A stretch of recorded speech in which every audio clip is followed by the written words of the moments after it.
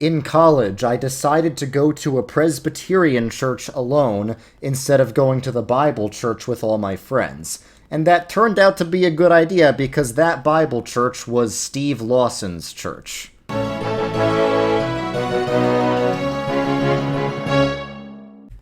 Hey guys, welcome back to KingdomCraft, where we build churches in Minecraft while talking about Christianity, and I'm back in my original church, but it got hijacked by the pink sheep, so I'm gonna build a new Presbyterian church underneath my old Presbyterian church to hopefully retake the old one.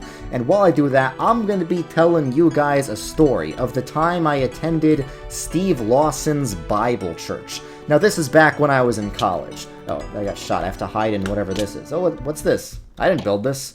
Looks like there's another church, looks like a Lutheran church, underneath my Presbyterian church, but I'm going to build a new Presbyterian church under this Lutheran church. Let's see how the Lutherans like it. Okay, so yeah, back when I was in college, I went to college in Texas, and I'm originally from New York. Now, there's good news and bad news about going to Texas after being a Christian in New York. The good news is you get to be around other Christians your age for the first time. You know, I converted to Christianity at the beginning of high school in New York, and I was like the only Christian in my high school. Some other Christians in the Midwest would tell me, oh, just join a Christian club at your school. I was like, what Christian club? There are no other Christians here. I did have some friends at church, but they were like Marge, George, and Susan. They were all boomers, okay? So the good news was when I went to Texas, there were finally other Christians my age, and I was really happy about that. The bad news was they were all Baptists and evangelicals and non-denominationals. They had a very different kind of Christianity than I had. I was a Presbyterian in the Northeast, a PCUSA Presbyterian in the Northeast. And my kind of church was very, traditional, beautiful stone buildings with stained glass organs, choirs, hymns. And, it was generally kind of liberal, but, everything in New York is liberal, so it's something you just kind of get used to. If you grow up with liberalism all around you, it doesn't really affect you the way it affects people who are sheltered in the South. Like, there's a lot of people who are like, I can't go to a church where there's a woman pastor. I'm like, dude, Christians went to church when it was literally called the pornocracy in the 10th century. You can handle a pastor being not the right gender, okay? At least for now, right? But yeah, so the churches down here were very different. And if there's one thing you know about college freshmen, their first priority is making friends. And if there's one thing you know about Christian college freshmen, is that their first priority is usually making Christian friends. And, it's understandable why, and that was definitely my first priority. So when I first got to college, I didn't immediately start going to the Presbyterian church. I tried to find other people, like other friends of mine who might be Presbyterians, but as you can probably imagine, given that it was Texas, I had no luck. So I decided to go to churches that my friends were going to. So one of the churches I explored with one of my friends was this, I don't even know what to call it. It was a non-denominational church. It was kind of like charismatic Pentecostal. It was my first time ever in a non-denominational church. I know that a lot of you guys are either non-denominational or like grew up non-denominational. So many people these days like grew up non-denominational and converted to something more traditional. No. That was my first time ever going to a non-denominational church, and it was really weird for me as like a New York Presbyterian. Like, the pastor didn't seem to, like, have any formal education. He was just sort of wearing normal clothes. The church looked like just a cube with, like, blue lights. It was, like, on some strip mall on some side road, and the music was insanely loud. Like, why is that necessary? Do you really need to, like, give people hearing damage in order to communicate the gospel? Seriously. It was very different, but I was maybe willing to try and put up with it if it meant having a better social life, but it was hard to put up with. So the sermon wasn't really anything theological or about the gospel. I mean, mainline churches don't have great sermons either. But it was just this pastor, if you can even call him that, going over the verse about how wives should submit to their husbands in several different translations, which included like the Message and some other sketchy ones. It wasn't anything of substance, right? So, yeah, luckily none of my friends went back to that one. But there was another church that some of my friends were going to, and it was they called it a fellowship church. Like, apparently there's different types of non-denominational churches. It's like non-denominational churches have their denominations. So there's, like, Bible churches and fellowship churches. One of the guys at one of the campus ministries was like, oh yeah, some kids in our ministry go to this Bible church if you're, like, a Bible church kind of guy. Some kids in our ministry go to this fellowship church if you're a fellowship church kind of guy. So congrats, non-denominationals. You reinvented denominations based on personality types, okay? But anyway, I tried out the fellowship church, and at least they met in like a rented out Anglican space, so I was like, finally, stained glass. It was so nice. But the worship was also contemporary, and they did this weird thing where they like let people get up to speak. Maybe that's normal in those types of churches, but that just felt so weird to me. And though the message was on like community, that was what the whole sermon was on. So I guess that's kind of a normal thing in those fellowship churches. So that was the second week. So for the third week, I thought I would try out this Bible church that a lot of my friends were going to. They went to this Bible church, and I realized that the pastor there was a celebrity pastor. It was Steve Lawson. Now, this was several years before his recent scandal, where it was discovered that he was having an inappropriate relationship with a woman who was not his wife. This was years before that. Back then, he was just a celebrity pastor in John MacArthur's inner circle. And this Bible church gave out John MacArthur study Bibles for free to anyone who walked in the door. So yeah, this was very clearly part of the John MacArthur cult. And at that point, I was Reformed. I was getting into Reformed theology, but I didn't know enough about Reformed theology to know that John MacArthur wasn't truly Reformed, and therefore his, theological school, which includes Steve Lawson, they're not truly Reformed either. I have a video explaining why Reformed Baptists are not Reformed. If you want to know my opinion on that, you can just watch that video. But I didn't really know that back then. I sort of felt like Presbyterian was different than this Bible church. When I got to that Bible church, it was, different. It was, once again, they met in like an ugly sort of warehouse space, but at least they sang hymns.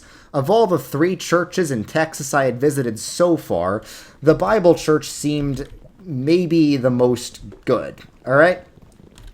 And I listened to Steve Lawson's sermon. It was all right. It was, your standard fundamentalist sermon. He was preaching on, Genesis and Noah's flood, and he's like, if you don't believe the book of Genesis is a real historical event, if you don't believe in a real historical global flood, you don't believe the Bible.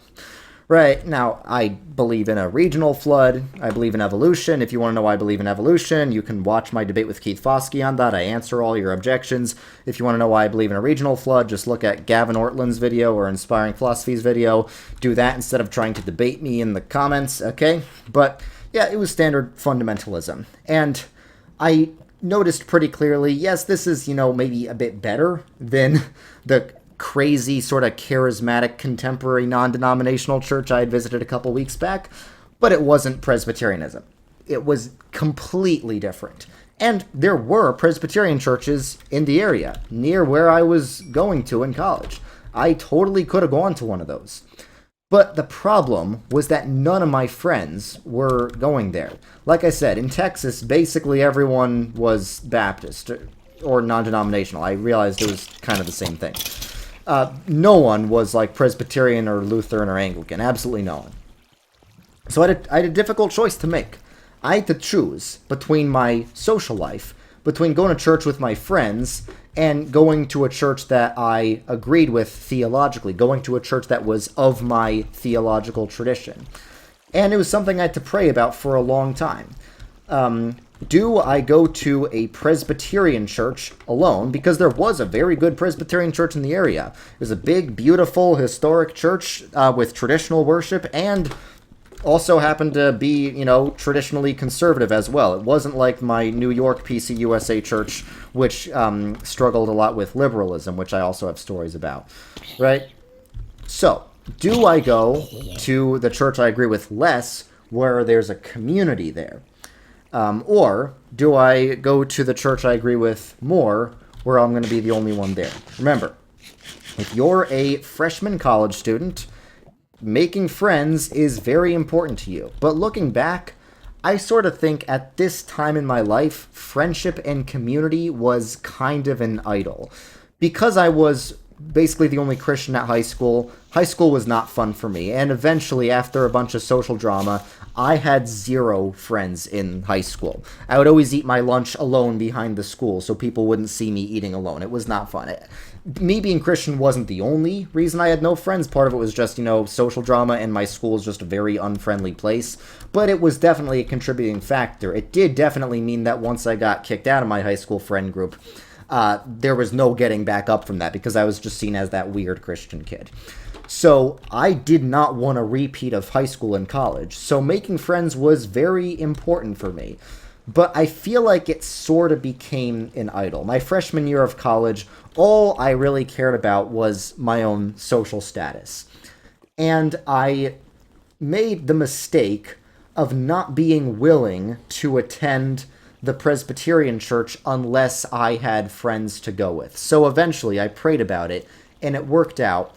I found some friends to go with me to the Presbyterian church, and only then was I willing to go there instead of Steve Lawson's Bible church. And it was good that that happened, because eventually Steve Lawson ended up having this big scandal. But what I should have done is that shouldn't have even been a question for me.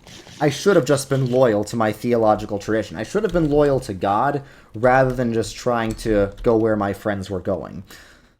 Right? If I could do it over again, if I could do it over again, I would know what was going to happen. But if I would do it over again, I would tell everyone, guys, Steve Lawson's having an affair. No, I wouldn't say that out loud publicly. But it'd be kind of funny if I was the only one in the room who knew that. Anyway, if I could do it again, I would not go to the non-denominational church at all. I would go to the Presbyterian church, because I think loyalty to your faith tradition should matter more than your social life. And if you value your social life more than your faith tradition, I think that's idolatry. I think that's putting something in your life as more of a priority than God. It's the same as when people miss church because we have a busy soccer schedule in this family. Timothy has a game and Maddie has lacrosse practice. We just can't make it to worship the creator of the universe. That's what it sounds like to me. So there's so many examples of people putting other things in their life before worship of God. And I think that, choosing your social life over your faith tradition counts as an example of that.